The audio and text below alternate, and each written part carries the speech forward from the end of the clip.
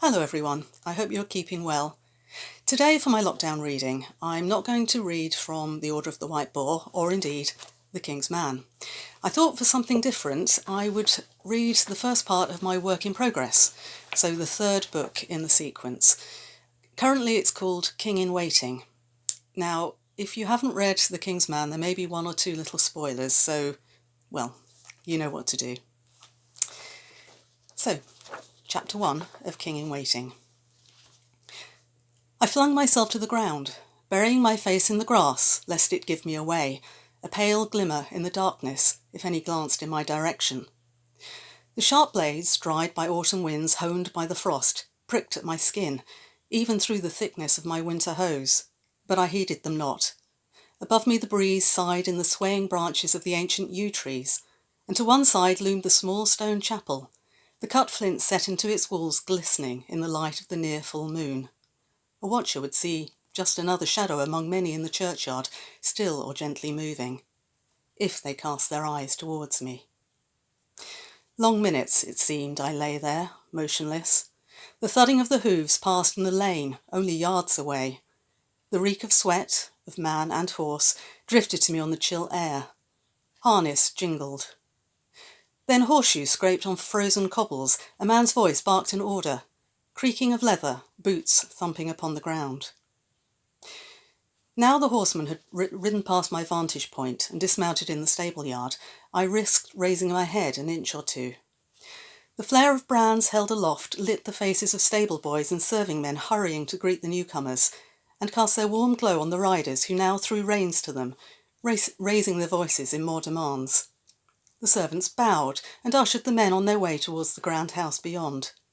Firelight played still in the windows of what I knew to be its great hall. As the arrivals mounted the steps to the entrance and were swallowed up in its shadows, I lowered my head once more. I had seen enough. Turning with difficulty, I wriggled as quietly as I could across the spiked grass until I gained the safety of the chapel wall. I grasped its cold flints to drag myself to my feet and brush my doublet free of its coating of late autumn leaves before sprinting for the cover of the dark line of the hedge far across the field. The frost-sharpened earth cracked beneath my boots. Forcing my way through a gap in the hedge, my foot caught in the tangle of roots and I tumbled headlong. Branches of hawthorn and hazel snapped beneath my weight as I clumped to the floor. In the still silence, the sound struck my ears like cannon fire. A bird, startled from its nighttime slumber, burst up from the bushes, clucking its alarm, splitting the darkness endlessly. As I struggled back to my feet, a hand clapped over my mouth, and before I could protest, I was hauled bodily along the rutted and rocky ground along the hedge foot. I had been watched for, of course, even had I not announced my presence with my clumsy fall. In the deep shade of a stately oak, its bare limbs stark against the star-studded moonlit sky, darker shapes were mustered. Mingled together, 2 legs, 4-legged, men and the fidgeting bulk of horses, around a dozen shadows in all. One shape broke away, forward, towards me and my assailant. Tall, lean, the cool moonlight glinted off the hint of armour beneath his enveloping cloak, the drawn sword in his hand. Well? The single word, breathed, urgent. Shouldn't send a boy to do a man's job. The man dragging me dumped me sprawling on the ground, his voice aggrieved, grumbling, but barely even a whisper. Matthew? The tall figure again. I scrambled up, my pride bruised more than my body, though a memory of my tumble remained, my hands, knees stung where struck by sharp stones, frozen crumbs of earth sticking to them still. But I did not wipe them away this time before bowing my head. My lord, 5 or 6 well-armed men and their captain, their livery quartered grey and forest green, their badge, I hesitated, a large black bird, a crow perhaps. They were not expected. Evidently. My attacker snorted, the quietest such noise I had ever heard, or my Lady Tyrrell would not have hustled us away as smartly as she did when her man warned her. Peace, Robert, let the boy speak. My questioner's voice was tense, an edge to it I had heard before that day. His next question sounded as though he already knew my answer. Could it have been a raven? I thought. A raven, harbinger of death. Ay, my lord, it could easily.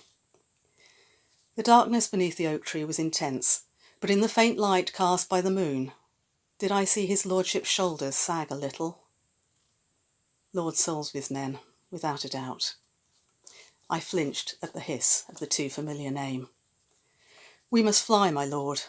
Robert's words, though still quiet, rasped the night air. If they find we were here, they will raise the whole country against us, claim we are all foreign spies, not good true Englishmen. Quickly turning to two of the nearby shadows, he lifted his cap. Begging your pardons, of course, sirs. The figures bowed in return, as his lordship muttered.